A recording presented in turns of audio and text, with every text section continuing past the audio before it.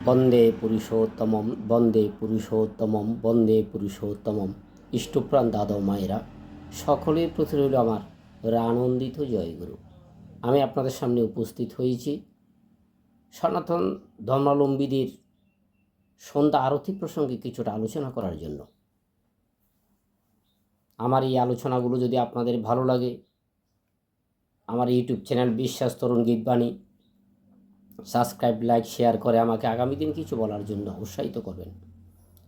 সন্ধ্যা আরতির প্রয়োজনীয়তা কি, তার দ্বিতীয় পর্ব আজকে আপনাদের সামনে উপস্থাপন করব।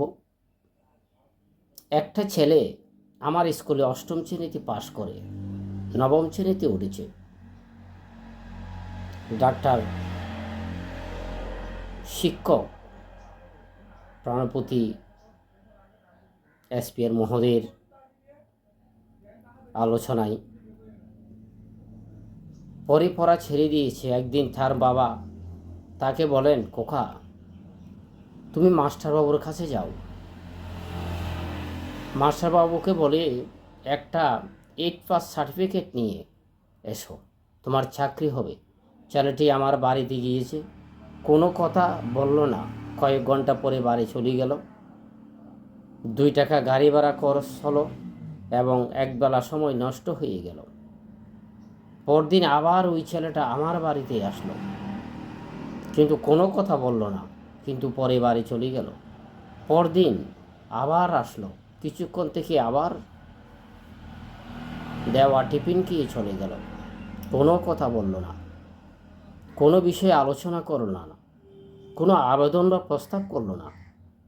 6 মাস যাবৎ প্রতিদিন আসে, 2 টাকা গাড়ি ভাড়া খরচ করে, কিছু না বলেই চলে যায়, একবেলা করে সময় নষ্ট করে। এইরূপ ক্ষেত্রে কোনো আবেদন না করলে তার সার্টিফিকেট কেমন করে হবে,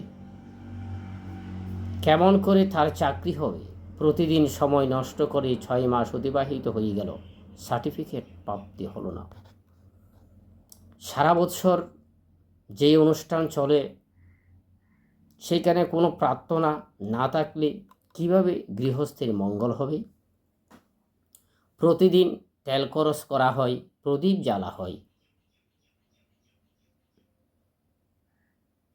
প্রমাণ শ্রম ব্যয় করা হয়, জলে ঝড়ে গ্রীষ্মে বর্ষায় শীতে ওই সন্ধ্যার অতীতে ব্যস্ত থাকেন মায়েরা। কিন্তু কি আবেদন করতে হবে কেউ কিছু বলল না, কেবল সন্ধ্যারতি, কোনো প্রার্থনা নেই।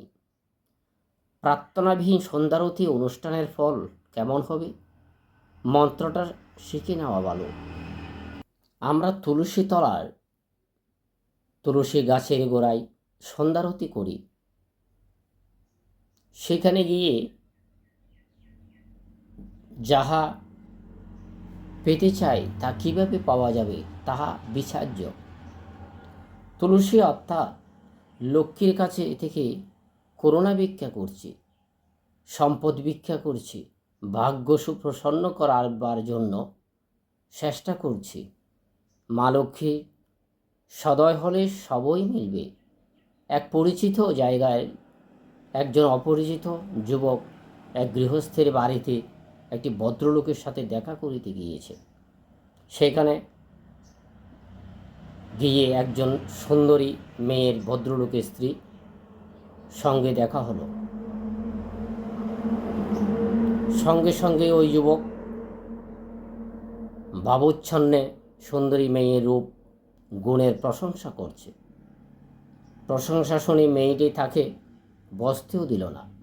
মনে মনে ভাবলে, এই লোকটির সঙ্গে আমার কোনো পরিচয় নেই, অথচ নিয়ে আমার প্রশংসা করছে, নিশ্চয়ই ইহার মতলব ভালো নেই।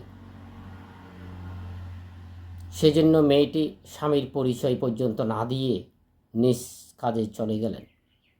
ওই পুরুষটাকে অভ্যর্থনা পর্যন্ত করল না, স্বামীর সঙ্গে পরিচয় করিয়ে দেওয়ার চেষ্টা তো করল না। সতী নারীর বৈশিষ্ট্য এই যে নিজ প্রশংসায় সন্তুষ্ট হয় না, স্বামী বা অন্য প্রিয়জনের প্রশংসায় সন্তুষ্ট হন বেশি। ওই পুরুষটা অপর দিনে এক বাড়িতে গিয়েছে। সেখানে তার পরিচিত বন্ধু থাকেন। বাড়িতে গিয়ে তো বন্ধু স্থায়ী ব্যক্তিকে খোঁজখবর করতে লাগলো। তিনি বাড়িতে ছিলেন না, তার পত্নী বাড়িতে ছিলেন। বেরিয়ে এসে জানালেন উনি বাড়িতে নেই, অন্য কোথাও গিয়েছেন, এখন দেখা হবে না, অনেক দেরি হবে ফিরতে। তখন ওই ব্যক্তিটি নানান প্রকার আলাপ করতে লাগলো। তার স্বামীর গুণগান ব্যাখ্যা করতে লাগলেন, তাহার অন্তরের মহত্বের কথা বলতে লাগলেন। স্বামীর প্রশংসা ও শ্বশুরের মহত্বের বর্ণনার কথা শুনে মাটি একেবারে তুষ্ট হয়ে গেলেন। প্রিয়জনের প্রশংসায় মাটি গলে গেলেন। তিনি ভাবলেন ইনি নিশ্চয় তাহার স্বামীর বিশেষ পরিচিত ব্যক্তি। তাই তাকে অভ্যর্থনা করে বাড়িতে বসালেন। স্বামীর আসার বিলম্ব দেখে মাটি অতিথিকে সেবা যত্ন করতে লাগলেন। ডালা সাজিয়ে খাবার নিয়ে এলেন। অতিথি সংস্কার করে সৎকার করে নিজ যে খুশি হলেন। নিজ স্বামীর প্রিয় ব্যক্তিকে সেবা করা মাটি তৃপ্ত মনে করলেন এবং অতিরিক্ত তৃপ্ত হলেন মায়ের সেবায়। প্রিয়জনের প্রশংসায় মাটি বিচলিত হয়েছিলেন এবং প্রিয়জনের আপন ব্যক্তিকে সেবা করে নিজে কৃতার্থ হয়ে গেলেন। সতী নারীর এমনই বৈশিষ্ট্য, নিজ প্রশংসায় তিনি সন্তুষ্ট নন, প্রিয়জনের প্রশংসায় সতী নারী সন্তুষ্ট বেশি হন। সেইভাবে ডালা সাজিয়ে অতিথি সেবা যত্ন করে পরস্পর পরিতৃপ্ত হন। পৃথিবীতেই সবচেয়ে বড় সতী নারী হলেন মা লক্ষ্মী। ভক্তরা যখন মা লক্ষ্মীকে স্তব করেন তখন মা ততটা সন্তুষ্ট হতে পারেন না। যখন ভক্তরা নিজ স্বামীর প্রশংসা করেন, স্তব করেন, তখন মা লক্ষ্মী বেশি করে সন্তুষ্ট হয়ে থাকেন। স্ত্রীর মুখে স্বামীর স্তবদের তিনি সন্তুষ্ট হয়ে ভক্তকে ডালা সাজিয়ে নিয়ে এসে দিয়ে দেন।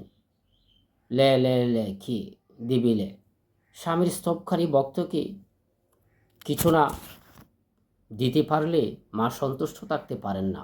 স্বামীর প্রিয়জনকে সেবা করতে পারলেই স্তবে তিনি তৃপ্ত হবেন।